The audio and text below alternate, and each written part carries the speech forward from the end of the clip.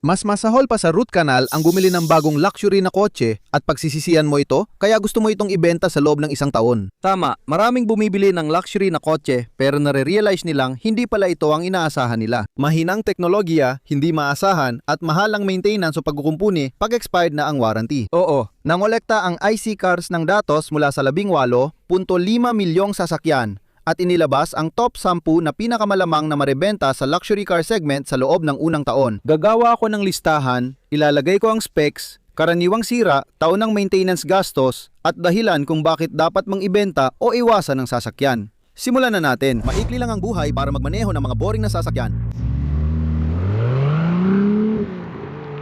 Pag-usapan muna natin ang Jaguar F-Pace na may 4 na drivetrain kabilang ang 2 litrong Ingenium na turbocharged na 4-cylinder engine. Meron ding 3 litrong inline-6 na mild hybrid. Meron din ang SVR na isang 5 litrong supercharged V8 paborito ko ito na may 550 kabayo. Meron ding hybrid plug-in na tinatawag na P400E na gumagamit ng 2 litrong 4-cylinder engine at isang electric motor na nagbibigay ng pinagsamang 400 horsepower.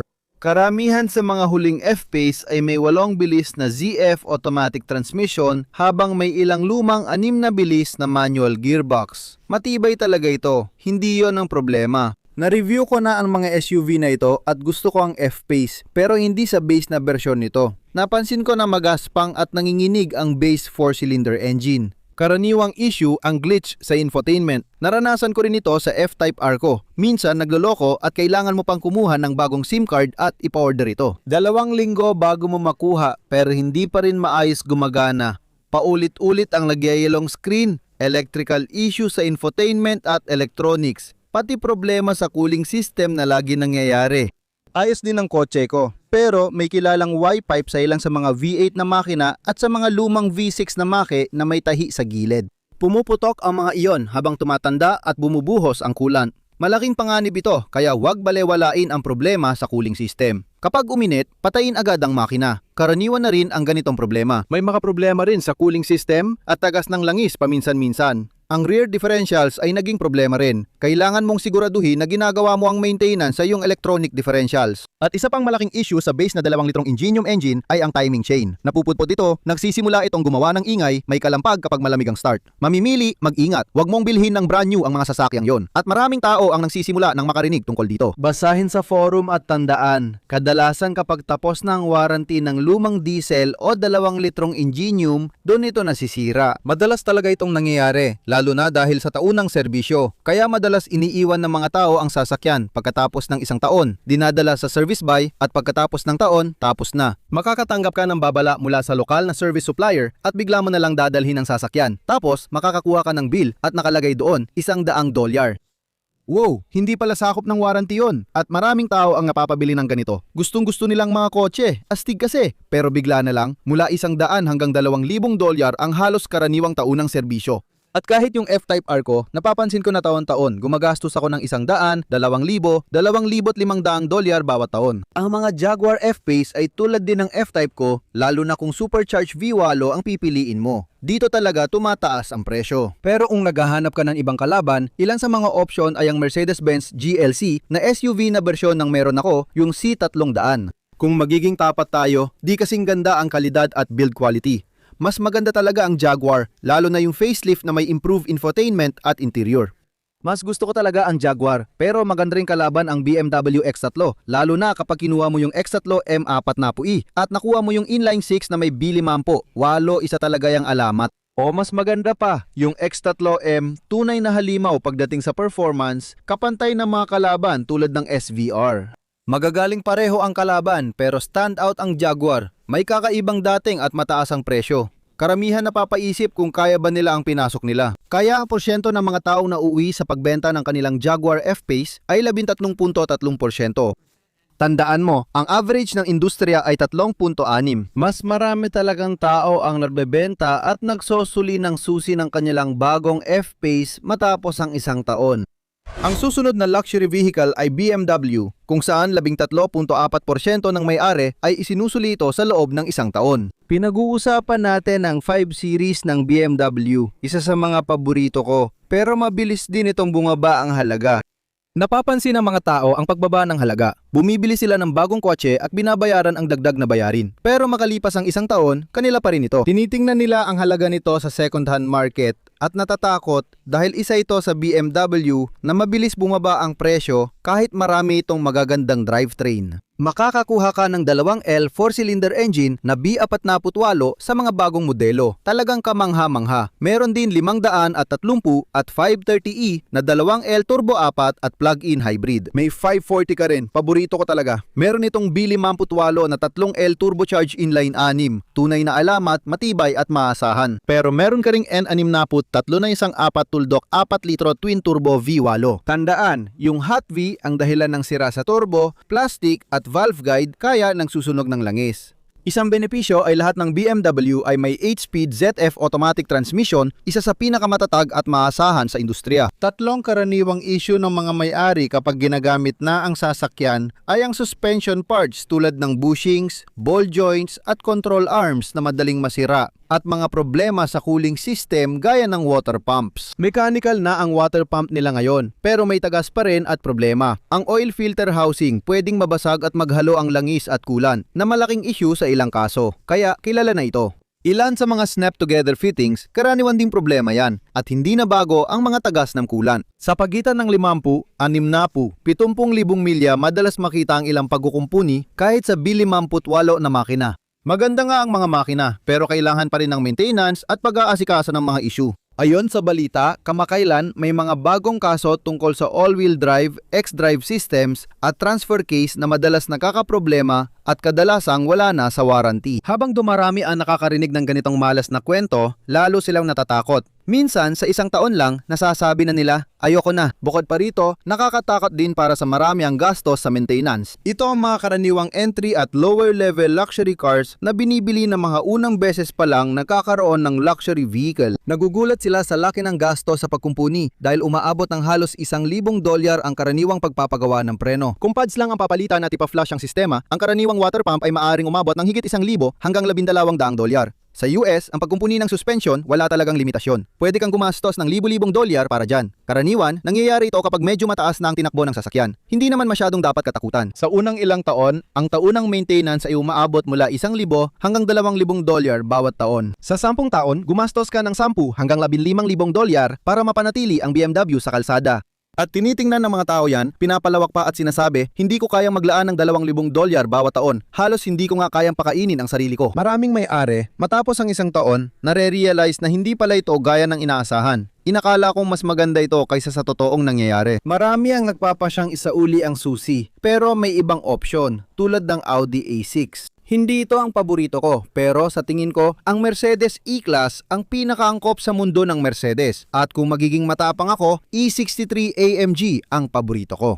Yung pangatlo, di ko gets bakit may bumibili pa nito. Pag tinignan mo sa likod, mukha siyang malaking inidoro. Hindi rin impressive ang harap na yon. Maganda, malambot, maayos ang loob at parang haritray na ang pakiramdam mo. Sandali lang pero sobrang luxurious. At dahil dyan, ang pagiging maasahan at maintenance ng JLR Group ay pareho lang. Tulad ng pinag-uusapan natin sa mga produkto ng Jaguar at Land Rover. Lahat sila ay magiging napakamahal. Magiging mahal ang gastos sa maintenance taon-taon. Mahal ang mga pyesa at kung wala kang dealer sa lugar mo, magiging mahirap ipaayos. Pinagsisisihan ng marami ang pagbili ng Land Rover Discovery. Kitang-kita ang pagsisisi ng mga bumili dahil 13.6% sa kanila ay isinusuli ang susi sa loob ng isang taon. Kasi ang 2L turbocharged 4-cylinder engine na may 276 horsepower ay parang kulang ang lakas para sa ganitong kalaking sasakyan. Bagamat sakto lang ang pakiramdam ng 3L inline-6 mild hybrid na may 355 horsepower, gayon din ang 8-speed automatic transmission. Tamang-tama dahil sa pagbilis mula 0 hanggang 60 na tumatagal ng mga 6.5 segundo, talagang mabilis ito. Aaminin ko, ang ilan sa mga palyado na ito ay talagang nakakainis at naranasan ko na rin ang ilan dito sa sarili kong karanasan. BMW na may air suspension system, tama, malaking problema yan. Lalabas ka, makikita mong lubog ang likod at magtataka kung bakit. Naubos na ang hangin at may tagas, kaya bumibigay na ang airbag o suspension system, libo-libong dolyar ang aabutin sa pagpagawa. May tagas din sa coolant at head gasket. Maisip mong ang coolant o langis ay maaring magdulot ng sira sa ilan, lalo na sa 2L na makina. Ang differential ay madalas tumatagas ng lanis at maraming electrical na problema. Mga gremlin, iyan ang tawag ko sa mga problema sa infotainment, electronic transmission, window regulator, sunroof, fuel pump at pati na rin sa dating pinuri nating timing chain. Sa naunang Jaguar, ang taon ng gasto sa serbisyo ay halos magkakapareho. Mula Jaguar 1,500 hanggang mga $2,000 kada taon. At sa mga taon na mas malaki ang gastos, aabot ka ng 3 hanggang $4,000 para sa mga malalaking at mas matrabaho na maintenance. Pero kahit sa unang taon pa lang, kapag nakita ng mga tao ito at kailangan nilang gumastos ng $2,000 para sa unang maintenance service nila, natatakot na sila agad. Iniisip nila, hindi ito ang inaasahan ko. Gusto ko nang ibenta itong sasakyan na ito ngayon. At ayon sa Car Edge, may mga 51% tsansa na makaranas ng matinding pagkasira o malaking aberya sa loob ng unang 10 taon. Kung hindi dahil sa bumabang halaga o mahal na maintenance, may iba pang dahilan kung bakit isinusuli ng mga dating may-ari ang sasakyan sa loob ng 1 taon. May magagandang option pa rin. Ang Audi Q7 ay may 3 hanay ng upuan at isa sa pinakamagandang all-wheel drive system, kahit magandang alternatibo ito kahit di kasing tibay o lakas. Mas maganda pa rito ang Lexus GX, lalo na ang GX 550. Hindi lang ito alternatibo, dapat ito na ang pangunahing piliin na yon. Kahit ang 550 ay kasama rin sa recall list ng Lexus dahil sa 3.4 na litro na twin-turbo V6 na kilala sa pagkakaroon ng malalalang sira. Mas gugustuhin ko pa ring ipusta ang pera ko sa GX kaysa sa alinman sa produkto ng Land Rover. Yung pang-apat, Mercedes-Benz C-Class. Yun ang kotse ko. Oo, 14 sa orihinal na may-ari ay ibinalik ito sa loob ng 1 taon. Medyo nadismaya ako dahil matapos ang 4 na taon ng pagmamay-ari, hindi ako sigurado. Nagulat ako, alam mo yon, dahil sa mga plastik na umuugong at kumakalampag sa loob at mga piyesa na parang may ingay kahit hindi naman dapat. May electronics at electrical parts na may sira, pati kakaibang ingay sa harapang diferensyal. Wala nang bago o nakakagulat na di ko narinig. Marami ring C-Class owners ang may parehong problema. Nakakalungkot, kahit may 2 litrong turbocharged 4-cylinder mild hybrid engine na may 255 horsepower, ipinares pa rin ito sa 9G-tronic automatic transmission na napakaganda ng pag-shift. Maganda itong imaneho at nandyan lahat ng mga amenities, pero hindi talaga nandoon ang kalidad. Sa tingin ko, ito ay isang klasikong halimbawa kung bakit ito binibili ng mga tao. Mukha itong kamangha-mangha sa ilalim ng ilaw ng showroom. At pagkatapos mo itong imaneho ng ilang sandali, magsisimula na itong umingit at kumalampag. Mapapansin mo, hindi na ito yung Mercedes na kilala ko. Noon nung may Mercedes ang tatay ko. Mga 22 taon nang nakalipas nung maganda pa ang gawa ng mga yon. Hindi na sila katulad dati. Parang balat na lang ng dati nilang sarili. May ilang karaniwang problema pa rin. Minsang mataas ang konsumo ng langis at nasisira ang turbocharger. May issue din sa timing chain ng ilang modelo. Madaming sensor at electronic na problema gaya ng pagbitek ng tao, harang, kakaibang ilaw o biglaang fault sa dashboard. Hindi kami nawalan ng mga ganitong issue. Pumunta ka sa dealer, ni-reboot at nag-download sila. Oo, may communication issue. Ayos siya saglit lang, tapos bumabalik na naman. Mga 2 taon at kalahati na naming nararanasan to. Mabilis ding masira ang suspension preno at iba pang bahagi. Maganda na ngayon ang gawa at handling nila gamit ang German Precision, pero medyo marupok pa rin ang pakiramdam. Malalaki ang preno, cross drill pa, pero ibig sabihin nito ay magastos kapag kailangan mo ng palitan ng pads at rotors mo. Sa Mercedes, pwede kang gumili ng maintenance plan na sasagot sa ilang maintenance mo sa ilang taon. Kung hindi ka kukuha, karaniwan may A at B.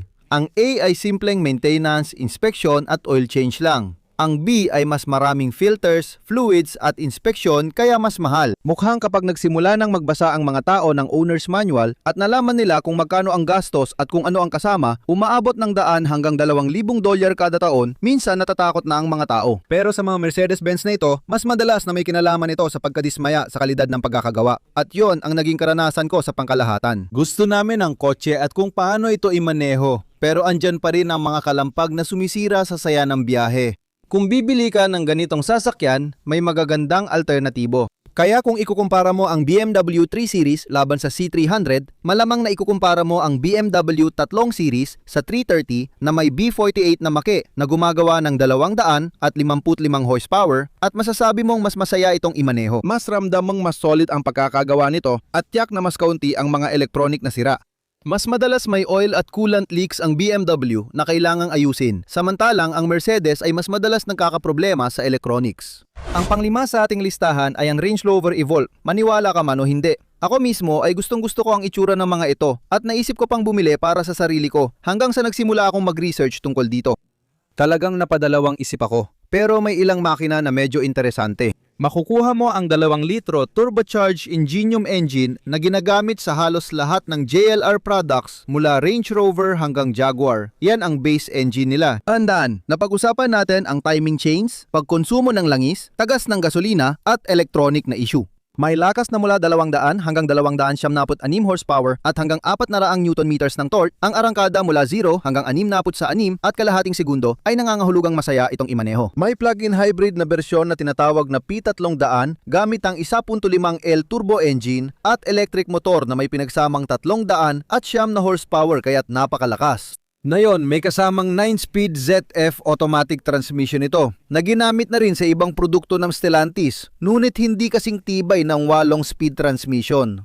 At dito tayo dadalin sa 3 pangunahing issue: transmission, tagas, mga problema sa pagtakbo na may kaugnayan sa electronics, pagiging maalog at hindi kasing kinis ng ZF 8 speed. Tagas ng langis ng makina, isa pang issue ay ang timing chain na maaring magdulot ng malalang sira na naghihintay lang mangyari. Maraming tao ang nakakarinig tungkol dito sa mga forum. Bumili sila ng bagong Evoque, nag-research at natakot agad. Pagkalipas ng 10 buwan, gusto na nila palitan. Mas mababa na ngayon ang taon ng gastusin sa serbisyo. Mas maliit itong sasakyan, mga $100 hanggang $1,500 US ang kailangan para sa serbisyo ng mga sasakyang ito bawat taon. Mag-ingat, posible ang malaking sira gaya ng transmisyon na aabot mula $1,000 hanggang $8,000 depende sa sira. Timing chain, maaring umabot ng $1,500 hanggang $2,000 o mas mahal kapag nasira at masisira ang makina.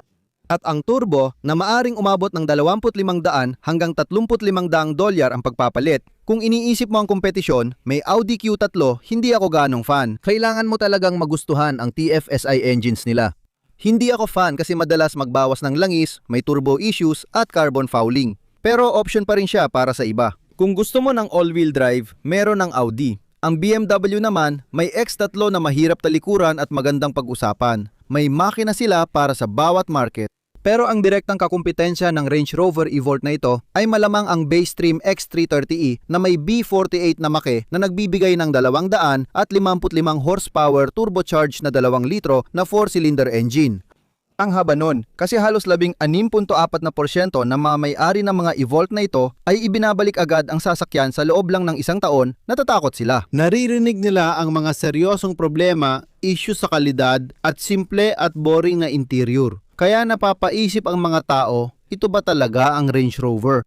Oo, hindi ito ang inaasahan ko. Yung malalaking hulog ng utang ay hindi sanay ang karamihan ng may-ari, lalo na't ito na ang pinakamurang Range Rover. Dinadala nito ang mga tao mula non-luxury papunta sa luxury segment, kaya hindi sila sanay. Galing sila sa mga brand tulad ng Mazda, Toyota at Honda at gusto nilang subukan ang ganitong klase ng sasakyan para maiba naman. Tapos bigla silang nagugulat sa 4 na beses na mas mahal na gastos para sa taunang maintenance. Yan ang malaking dahilan kung bakit iniiwan ng mga tao ang mga ganitong sasakyan. Pang-anim ay Mercedes-Benz GLA na siyang panimulang modelo. Alam mo yon, maliit na SUV na parang wagon at kulang sa tunay na Mercedes-Benz driving experience. Karamihan pa dito front-wheel drive. Pangalawa, may dual clutch gearbox ito na di kasing kinis ng torque converter automatic ng Benz.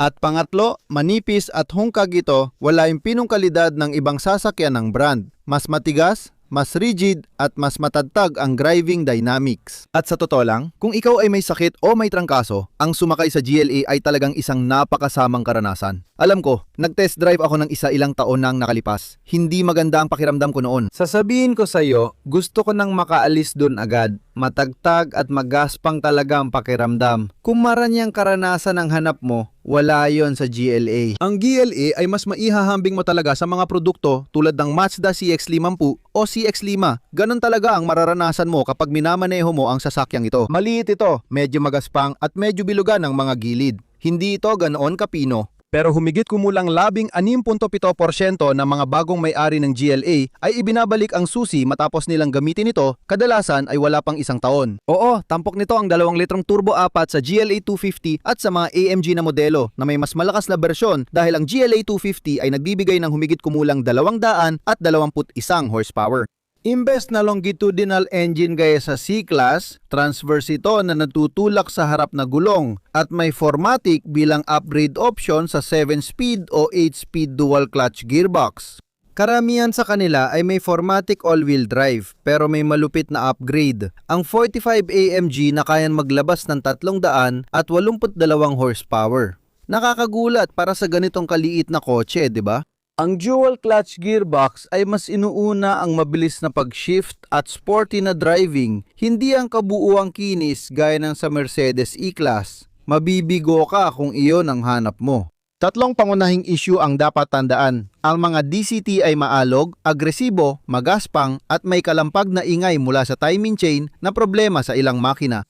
At kung baliwalain mo ang kalampag ng timing chain, baka yun na ang huling malaking pagkakamali mo bago ka mapabayad ng $1,000 para sa pagpapalit ng makina.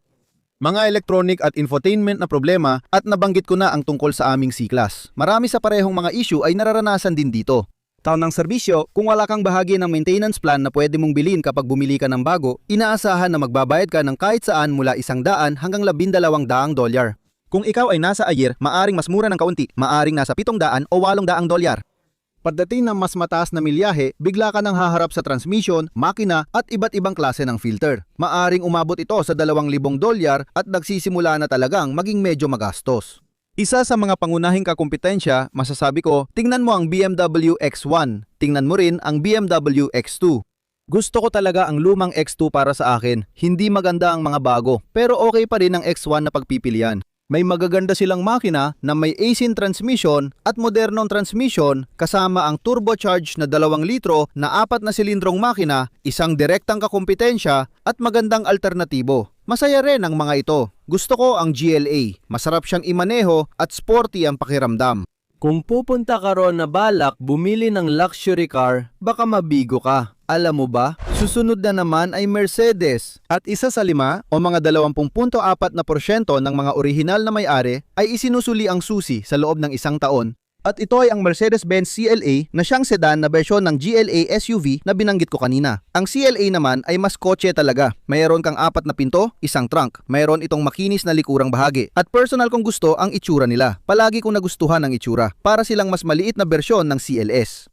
Na in love talaga ako sa mga ito noong una silang lumabas. Pwede kang pumili ng iba't ibang makina. Ang CLA 250 ay may 200 at 21 horsepower. Ang AMG CLA 35 ay nagbibigay ng 300 at 2 horsepower. At ang CLA 45S, makakakuha ka ng higit sa 400 horsepower mula sa isang turbocharged na 20 litro na 4-banger. Lahat ng ito ay may all-wheel drive na 4matic o front-wheel drive at 7 o 8-speed dual clutch gearbox. Pareho pa rin ang mga hamon sa refinement, magaspang ang mga gilid at hindi pulido. Simple rin ang interior at ramdam mong tinipid. Karaniwang issue, konsumo ng langis, timing chain, bigla ang gill shift at electronic na aberya, paulit-ulit pa rin ito. Magkapareho lang halos ang sasakyan sa ilalim, iba lang ang katawan gaya ng GLA, pero wala ang precision at inobasyon ng mas premium na modelo. Kung gusto mo talaga, mag-level up ka sa E-Class o GLE para maranasan ang tunay na karanyaan ng Mercedes-Benz.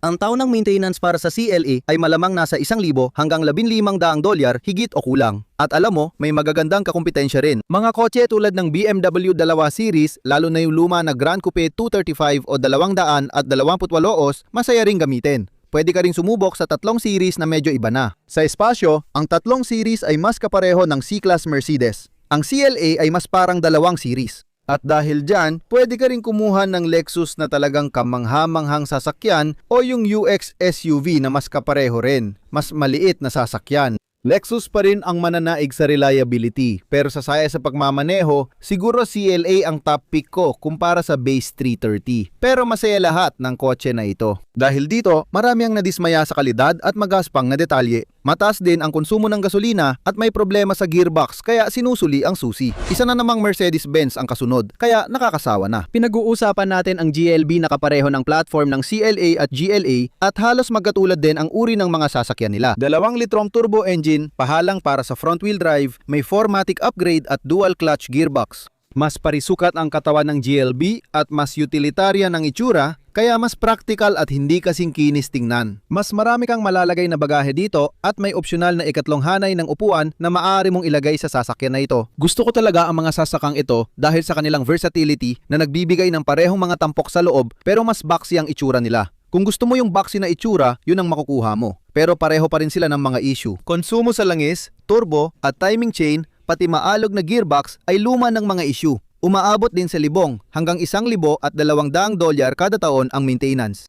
Marami pa rin nadidismaya sa ingay at kalampag. Hindi umaabot sa inaasahan ng kalidad ng loob at pagkakagawa para sa Mercedes, kaya marami ang nagsasauli ng susi pagkatapos ng 1 taon o higit pa.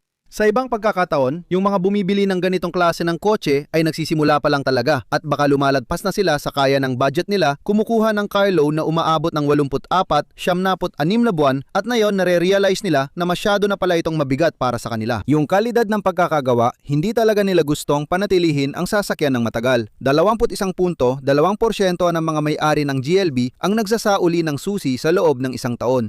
Ngayon, ang susunod sa listahan ko ay medyo mahal. Sa $78,000 pataas, ang Porsche Macan ay talagang mamahaling sasakyan. Malamang isa ito sa may pinakamagandang handling, pinakamagandang performance at sa totoo lang, pinakamaganda ang pagkakagawa sa lahat ng mga kategoryang ito. Isa itong mahusay na sasakyan. Pipiliin ko ang S, GTS o Turbo models kaysa base trim na Volkswagen na 4 na silindro lang. Mas maganda ang mas mataas na trim levels. O kalaban nilang SQ5 lalo na sa Macan S o GTS. Maganda ang makina at performance nila.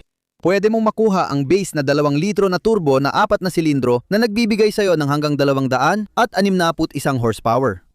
Mag-level up ka sa Macan S na nagbibigay sa'yo ng 2.9 na litro na twin turbo V6 na gumagawa ng 375 horsepower. Diyan ako pupunta para sa pinakasulit na balanse kapag kinuha mo ang Macan GTS na mas mataas pa. 2.9 na litro na twin turbo V6 pero mas malaki ang dagdag ng lakas hanggang 434 na horsepower. Kamangha-mangha ang mga kotse at mas masaya silang imaneho na parang kotse kaysa SUV. Mayroon silang 7 bilis na PDK, ang double clutch gearbox ng Porsche. Mabilis, matibay, pinakamahusay sa klase. Karaniwan na ang tagas ng langis sa cam housing at iba pang bahagi. Kaya aayat ako sa mas mataas na trim levels. Mas madalas tumagas at maraming problema ang base na 4 na silindro. Pero lahat sila posibleng may issue. PBK, magaspang at bigla ang gear shift. At kilala rin pwedeng pumalya nang malubha ang mga transfer case na nadudulot ng malaking gastos. Nababasa ng mga tao ito kaya natatakot sila at gustong agad ibenta. Ang maganda naman, malakas ang secondary market para rito. Kaya tinitingnan ito ng mga tao at sinasabi, okay, naranasan ko na, nasiyahan na ako. Ibebenta ko na ito para mabawi ko ang karamihan ng pera ko. Pero sobrang taas ng taon ng maintenance, umaabot ng 2,200 hanggang $4,000 kada taon. Malaking dahilan ito kung bakit isinusuli ng iba. Natikman nila ang Porsche at na-realize nilang masyado pala itong malaki para sa kanila. Isa sa mga magagandang kakompetensya ay ang BMW X3,